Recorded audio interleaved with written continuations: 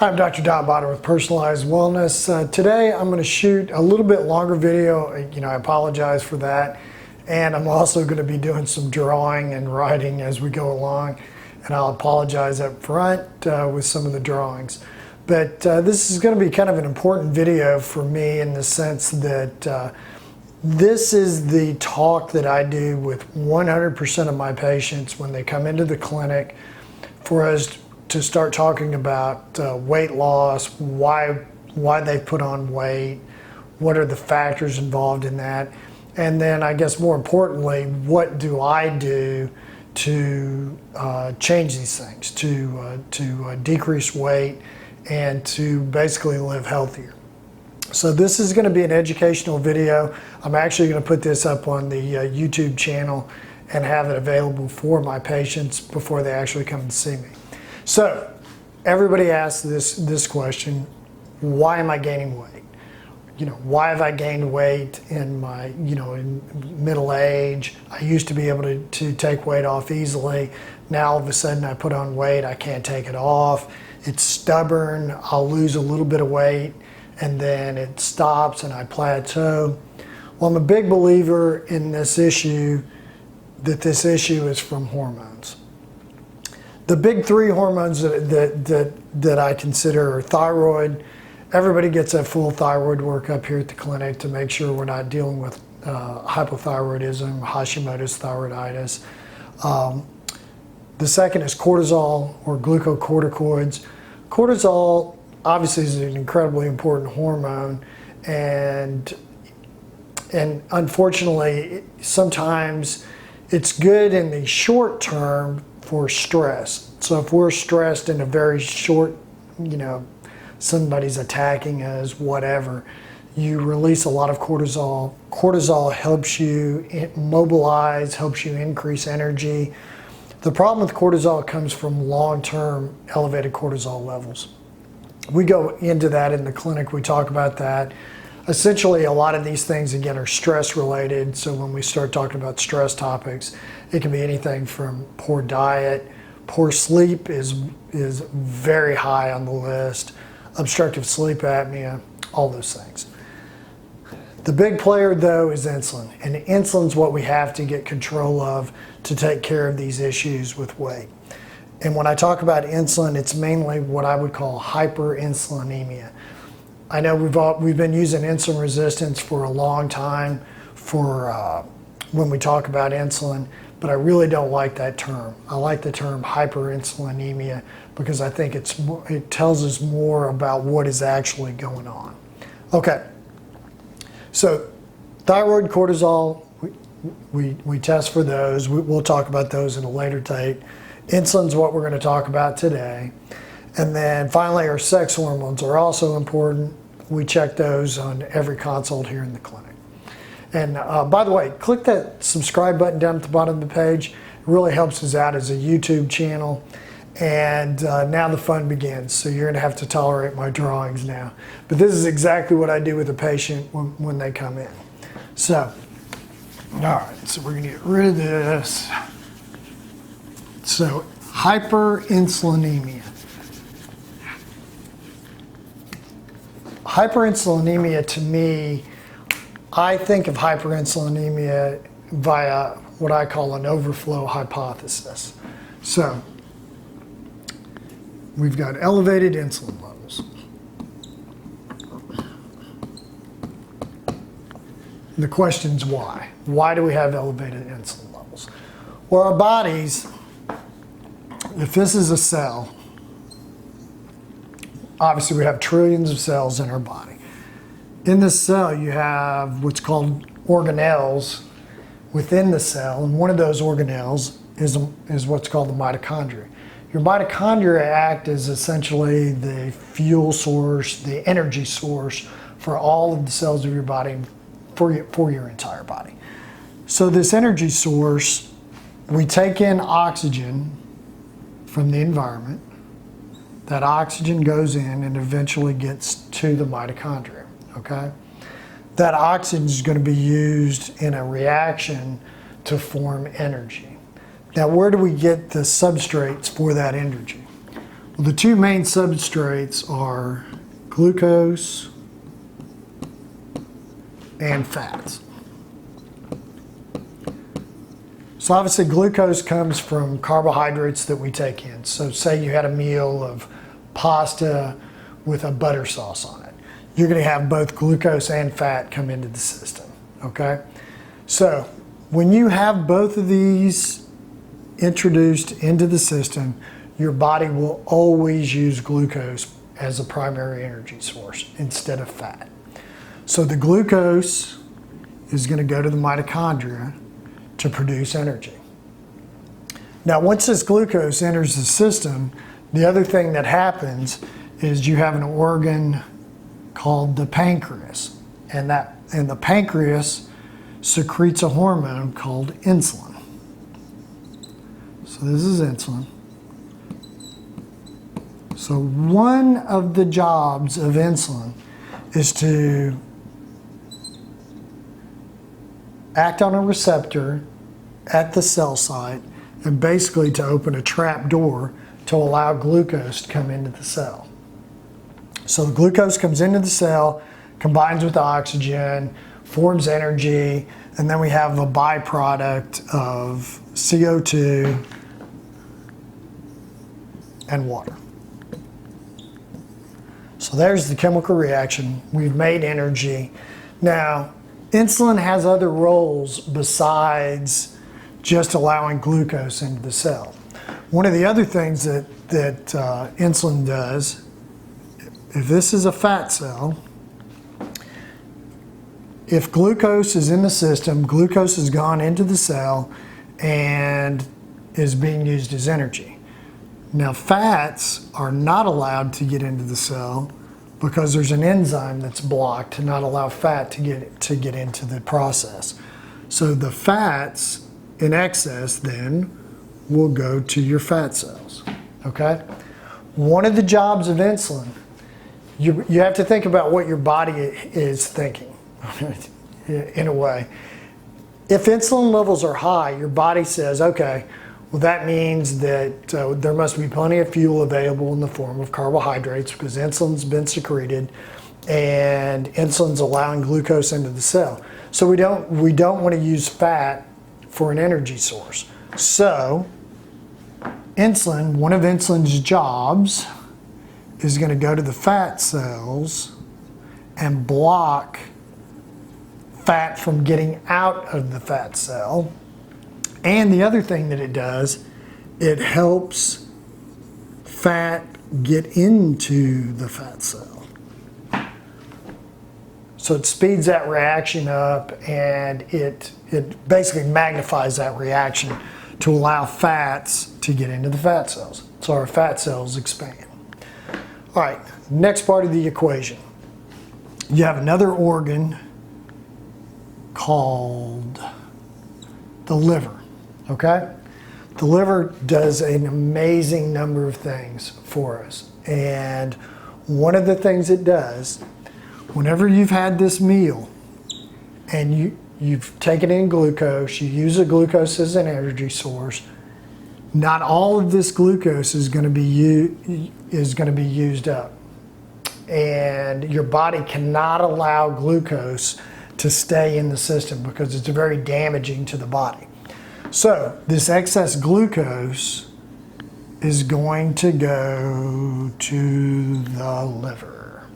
So that excess glucose goes to the liver. The liver converts it to fat. Some of the glucose is going to be taken in as glycogen. Glycogen is a storage form of glucose. But then the remainder of that excess glucose is going to be turned into fat. Now that fat has to be transported out of the liver and it goes conveniently to the fat cells. And that is when you see that number, when you see triglyceride levels, that's mainly where that's coming from, is fat from the liver.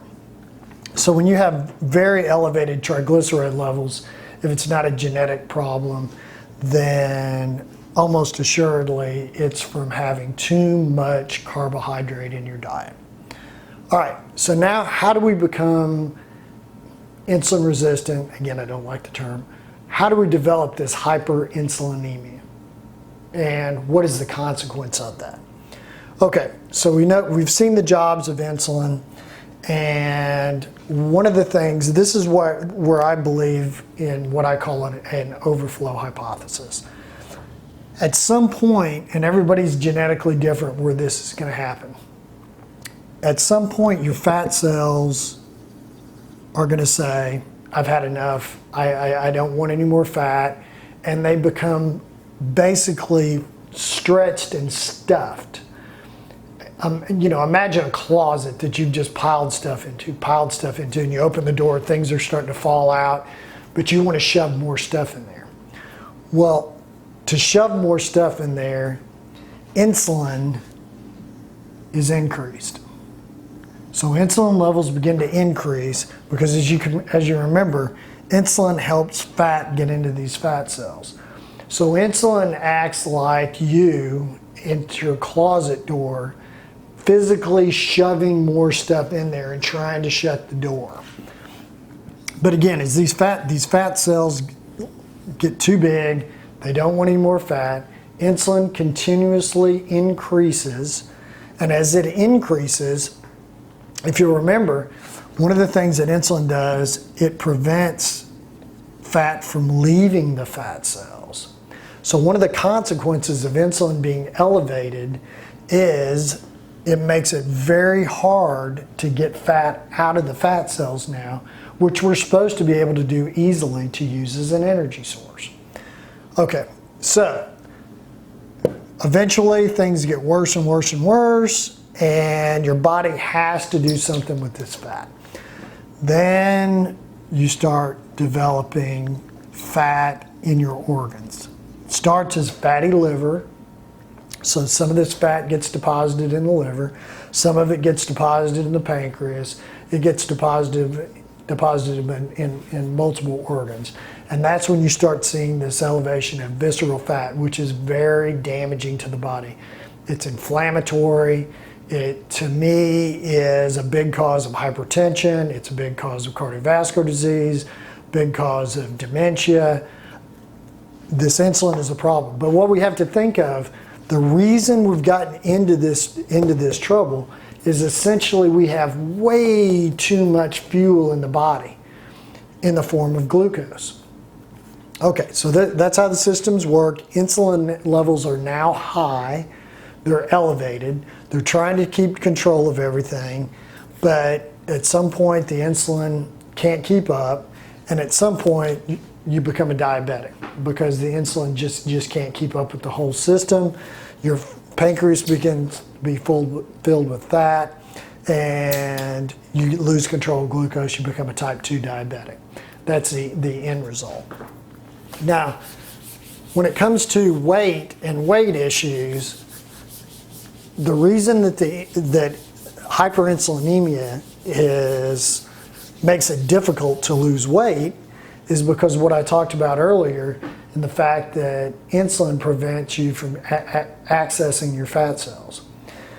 The way we are made, the way the human body is made, and if you could imagine 3,000 years ago, food was not available 24 hours a day, 7 days a week. So the way we're made is that when food is available, we eat, we gorge, and we get a little fat.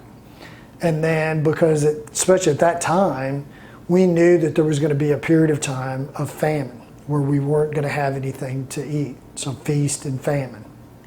And when we went through these periods of famine, we could easily switch from using primarily glucose from carbohydrates as an energy source to fats as an energy source. It was relatively easy to switch back and forth because our bodies were primed to do that. Now imagine your typical 50-year-old patient that comes in to see me that's 50 pounds overweight, and that person's insulin levels are elevated. He has hyperinsulinemia. It's preventing him from even utilizing his fat cells, but he never even has to use them anyway because he's eating 5-6 meals a day, and it doesn't really matter because he's getting energy from carbohydrates. So, since the issue is elevated insulin levels, what we have to do, and what I do here in the clinic, we have to lower these insulin levels. When you lower your insulin levels and get them down at fasting insulin levels, I like to see at 5 or below. And once you get those insulin levels lowered, then you become more metabolically flexible and you're able to use fat as an energy source from then on. So there's really two different ways of doing that, two different ways that I use here in the clinic. One is to adopt a low carbohydrate diet, and the second is fasting protocols. We're not going to go into all the different fasting protocols. Essentially what I do for my patients at the very beginning is I try to put them on a moderate carbohydrate diet, 50 grams of carbs a day, 60 grams, somewhere along those lines. It's not ketogenic, but that's one process in getting rid of all this fuel in your body. The other, and more important, is the fasting protocols. Fasting is incredibly important. It's very good for the body. Every major religion known has a fasting protocol that's been in that religion. And, our ancestors knew that fasting was good for us. I believe that fasting, helps with cancer, preventing cancer. I think that there's a lot of things that fasting, accomplishes for us.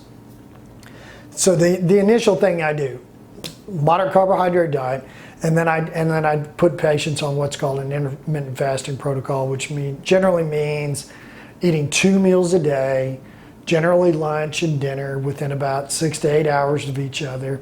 So you're fully fasting 16 to 18 hours a day. So you're fasting 16 to 18 hours in a typical day. By doing this, you start driving insulin levels down lower, because if you have no food in your system, insulin has to drop.